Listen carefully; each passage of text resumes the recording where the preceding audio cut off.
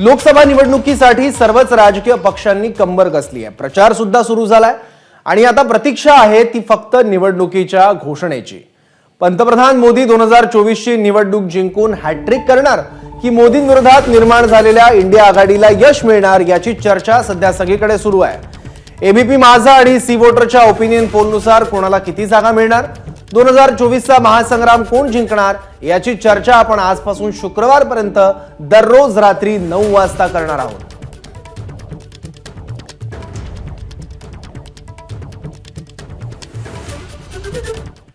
तर सगळ्यात आधी बघूयात राजस्थानातला ओपिनियन पोल नेमका काय सांगतो। एबीपी माझा आणि सी वोटरच्या ओपिनियन पोलनुसार राजस्थानमध्ये भाजपला निर्भय यश मिळण्याची शक्यता आहे। राजस्थानात भारतीय जनता पक्ष काँग्रेसला क्लीन स्वीप देऊ शकतो। राजस्थानमध्ये लोकसभेच्या एकूण 25 जागा आहेत। या सर्वच्या सर्व 25 जागांवर भाजपचे उमेदवार विजयी होण्याची शक्यता आहे।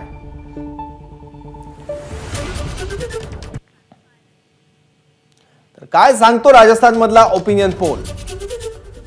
ओपिनियन पोलनुसार भाजपला 25 जागा मिळू शकतात आणि काँग्रेसला 0, म्हणजे भाजपकडून काँग्रेसला क्लीन स्वीप देण्यात आलेला आहे राजस्थानमध्ये। या ओपिनियन पोलनुसार काँग्रेसला स्वतःचं खातं सुद्धा उघडता आलेलं नाहीये। राजस्थानमध्ये लोकसभेच्या एकूण 25 जागा आहेत आणि 25च्या 25 जागांवर एनडीएचे उमेदवार विजयी होणार असा ओपिनियन पोलचा सध्याचा तरी कौल आहे।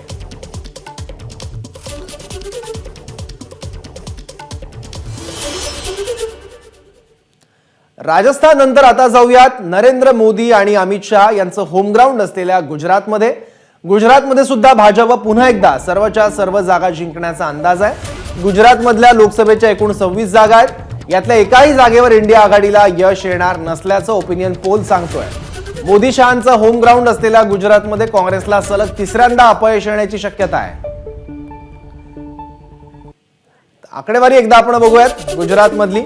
गुजरातमध्ये लोकसभेच्या एकूण 26 जागा आहेत। त्यापैकी 26च्या 26 जागांवर भाजपचे उमेदवार विजयी होत आहेत असा ओपिनियन पोल सांगतो आणि काँग्रेसला इथे सुद्धा लोकसभेची एकही जागा जिंकता येत नाहीये। जो सध्याचा कौल हाती येतोय सी वोटरचा त्यानुसार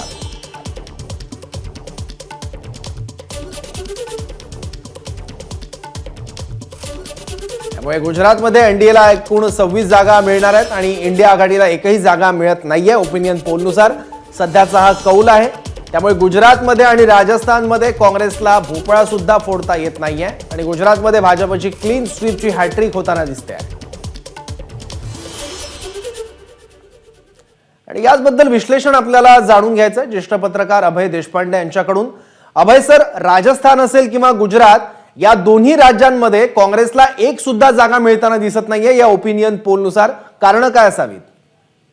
नाही, एक तर गुजरातचं तर आपण मागच्या 2-3 निवडणुकांपासून बघतोय तर गुजरातचा कौल साधारणतः असाच येतोय आणि गुजरात मधली मतांची टक्केवारी बघितली सौरभ तर 60% अधिक मतं मागच्या निवडणुकांमध्ये त्यांनी घेतलेली आहे।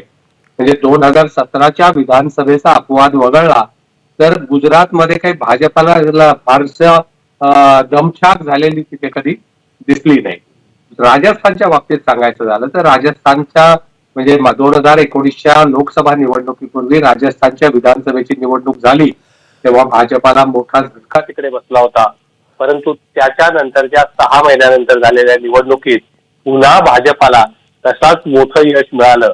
म्हणजे तुम्हाला आठवत असेल त्यावेळेसच्या विधानसभेतली घोषणा की वसुंधरा मोदी तुझसे बैर नाही वसुंधरा तेरी खैर नाही, अशा पद्धतीची घोषणा त्यावेळेस राजस्थानमध्ये सुरू होती।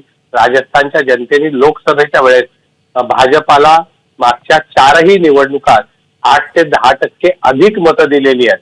आता यावेळेसचा निवडणुकीचा कौल जर असा आला तर फार आश्चर्य वाटायला नको, कारण मध्य प्रदेश, राजस्थान आणि गुजरात हे भाजपाच्या दृष्टीने भाजपाची खूप मोठी बलस्थानं आहेत आणि राजस्थान आणि मध्य प्रदेश या दोन्ही राज्यामध्ये आता सरकार पण भाजपचे आले आहेत। या सरकारांच्या विरुद्ध 6 महिन्यात अँटी इन्कम्बन्सी येणार नाही याची काळजी तिथल्या राज्यकर्त्यांनी राज्यातल्या घेतली तर मला वाटतं की त्या 19 मधल्या यशाची पुनरावृत्ती व्हायला काही अडचण येईल भाजपासाठी, असं आत्ता तरी दिसत नाही। बरोबर। उत्तर पश्चिम भारतातल्या या 2 राज्यांचा ओपिनियन पोल आहे ज्यात काँग्रेसला भोपळा सुद्धा फोडता येत नाही आणि हे सगळी त्याची कारण असू शकतात। आणि यानंतर आता आपण थोडंसं दक्षिणेकडे वळूयात. दक्षिण भारतात काँग्रेस आणि इंडिया आघाडीला यश मिळण्याची शक्यता आहे. तामिळनाडूत इंडिया आघाडीतला घटक पक्ष असलेल्या डीएमकेला सर्वाधिक 31 जागा मिळण्याचा अंदाज आहे. ओपिनियन पोलनुसार काँग्रेसलाही 8 जागांवर यश मिळू शकतं. एनडीएच्या पारड्यात तामिळनाडूमध्ये एकही जागा पडणार नसल्याचं दिसतंय. काय सांगते ओपिनियन पोलची आकडेवारी आपण बघूयात. तामिळनाडू द्रमुक हा सर्वात मोठा पक्ष ठरणार असल्याचा हा पोल सांगतोय. एकूण किती जागा आहेत तामिळनाडूमध्ये लोकसभेच्या? तर 39. यामध्ये डीएमकेला 31 जागा मिळू शकतात, तर काँग्रेसला 8 आणि भाजप आणि एआयडीएमकेला 0 जागा, म्हणजे एकही जागा तिथे मिळणार नाही असं दिसतंय भाजप आणि एआयडीएमकेला.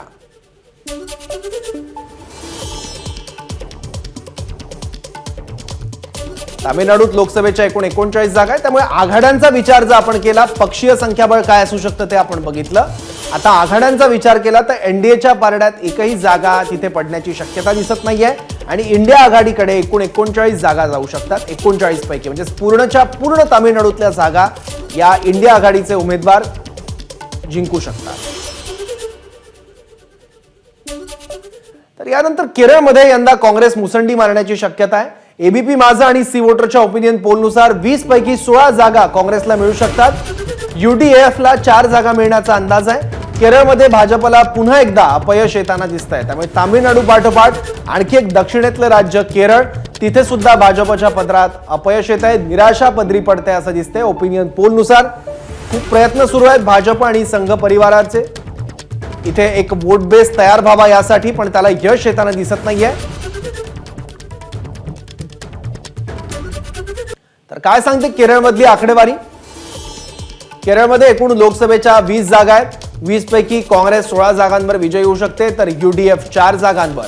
भाजप आणि एलडीएफ या महत्वाच्या 2 पक्षांना एकही जागा केरळमध्ये मिळताना दिसत नाहीये या ओपिनियन पोलनुसार. एबीपी माझा आणि सी वोटरचा ओपिनियन पोल आहे. तर आघाड्यांचा विचार केला तर एकूण 20 जागांपैकी एनडीएला एकही जागा मिळताना दिसत नाहीये आणि इंडी अलायन्सला एकूण 20 जागा मिळू शकतात ओपिनियन पोलनुसार केरळमध्ये. आणि याबद्दल आणखी विश्लेषण जाणून घेऊयात अभय सरांकडून. अभय सर, दक्षिणेकडे मोदी आणि भाजप परिवाराचं विशेष लक्ष आहे. त्या दृष्टीनं सातत्यानं ते प्रयत्न सुद्धा करत असतात आणि सुप्त एक संदेश सुद्धा ते देण्याचा प्रयत्न करत असतात विविध वक्तव्यांमधून किंवा विविध दौऱ्यांमधून. पण तरी सुद्धा तामिळनाडू असेल किंवा केरळ या दोन्ही दक्षिणेतल्या राज्यांमध्ये भाजपला यश येताना दिसत नाहीये. वोट बेस भाजपचा तयार होत नाहीये. नाही, दक्षिण भारतात एक कर्नाटकचा अपवाद वगळला तर भाजपाला कोणत्याही राज्यामध्ये अजूनही आपला जम बसवता आला नाही. त्यांचे सातत्याने प्रयत्न चालू आहे. विशेषतः आत्ताच्या तेलंगणाच्या झालेल्या निवडणुकांमध्ये त्यांनी बरेच प्रयत्न केले, तिथेही त्यांना यश मिळालं नाही. कर्नाटकातली सत्ता त्यांची केलेली आहे, तिथे काँग्रेसला यश मिळालंय.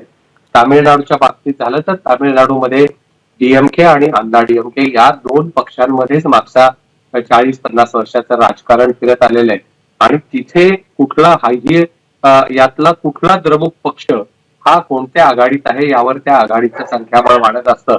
आणि जयललिता यांच्या मृत्यूनंतर एआयडीएमके जो तिथे कमकुवत झाला, ती जागा घेण्याचा भाजपाने बराच प्रयत्न केला. इव्हन रजनीकांत सारखा तिकडचा सुपरस्टार आपल्या बरोबर यावा यासाठी पण प्रयत्न झाले, पण त्याही प्रयत्नामध्ये त्यांना फारसं यश आलेलं दिसत नाही. आणि केरळच्या बाबतीत सांगायचं झालं तर केरळमध्ये त्यांनी बाहेरनं काही लोक आणून तिथे शक्ती उभी करण्याचा प्रयत्न सुरू आहे. आपल्याला आता माहित असेल, परवाच AK अँटोनी यांचे चिरंजीव अनिल अँटोनी यांना पक्षात त्यांनी घेतलं.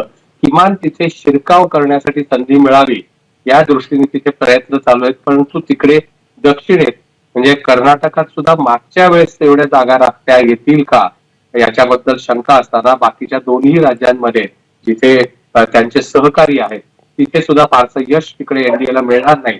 अशा परिस्थितीमध्ये 400 पार जाण्याचा किमया जी आहे ती सगळी अन्य राज्यामध्ये करावी लागणार असल्यामुळे तो जर आकडा गाठायचा असेल तर स्ट्राईक रेट साधारणतः काय लागेल याचा अंदाज मला वाटतं याच्यावरनं बांधतायत. बरोबर, बरंच काम करण्याची गरज दिसते भाजपला या सगळ्या भागात. अभय सर, आणखी मला प्रश्न तुम्हाला विचारायचे आहेत.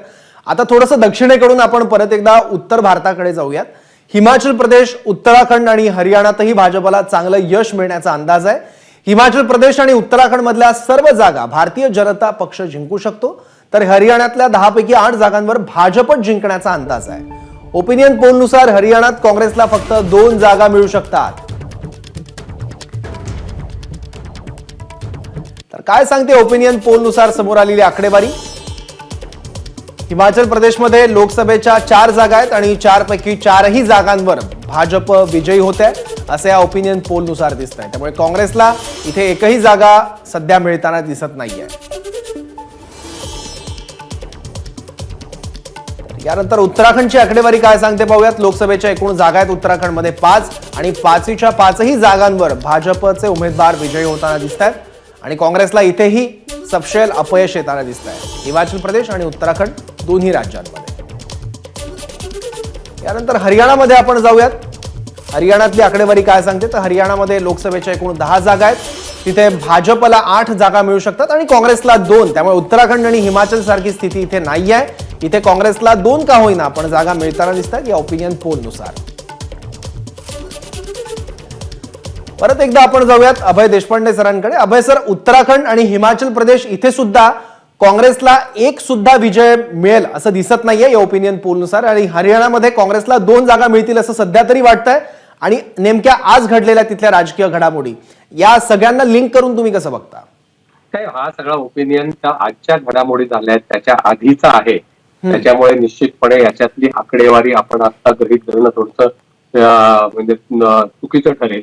कारण या नवीन घडामोडी आहेत याच्यामुळे तिथे भाजपाला एक मोठा धक्का बसलेला आहे. याच्यानंतर याची प्रतिक्रिया लोकांमधून कशी येते हे अतिशय महत्वाचं ठरणार आहे पुढच्या सगळ्या मतांच्या गणिताचा विचार केला तर. दुसरी गोष्ट सौरभ अशी आहे की हिमाचलमध्ये राज्यसभा निवडणुकीपासून सत्तांतरासाठी सगळ्या गोष्टी ज्या प्रयत्न सुरू आहेत त्याला लोकांमधून काय प्रतिक्रिया येते. कारण अनेकदा ज्या पद्धतीचं राजकारण भाजपाकडून या राज्यामध्ये राज्य सरकार डिस्टेबिलाइज करण्यासाठी किंवा अस्थिर करण्यासाठी केलं जातं त्याच्याबद्दलच्या प्रतिक्रिया अनेक ठिकाणी लोकांकडून फार प्रतिकूल आलेल्या आहेत.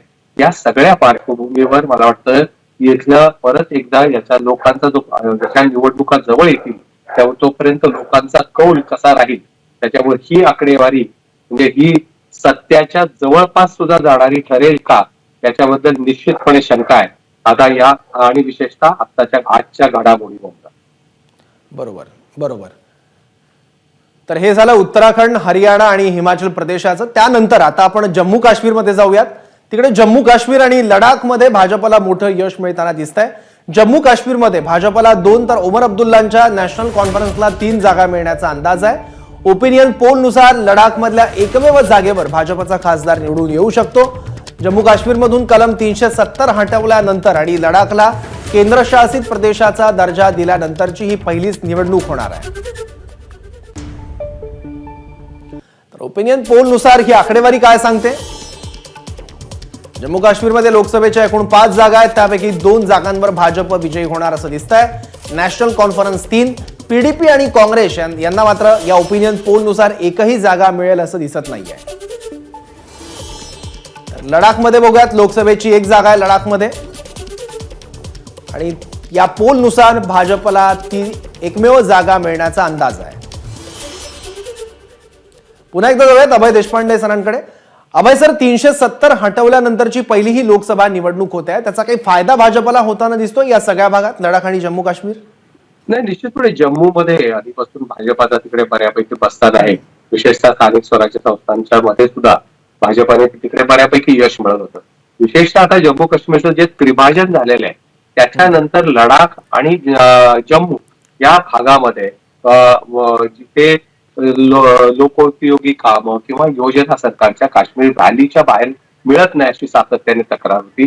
विशेषतः जे विस्थापित झालेले पंडित आहेत त्यांचं बऱ्यापैकी वास्तव्य जम्मू मध्ये आहे. तर तिथे निश्चितपणे भाजपाला आतापर्यंत मिळालेलं यश बघितलं तर साधारणतः आकडेवारी ती दिसते.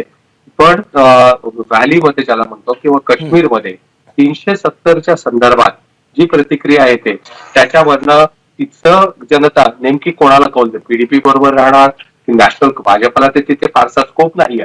पण पीडीपी की नॅशनल कॉन्फरन्स याच्यापैकी कोणाची निवड करते हा एक कुतूहलाचा विषय आहे.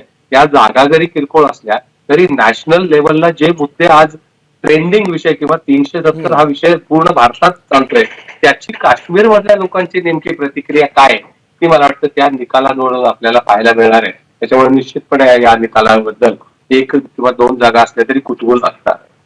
बरोबर. धन्यवाद अभय सर या सगळ्या महत्वाच्या विश्लेषणाबद्दल. एबीपी माझा, उघडा डोळे बघा नीट.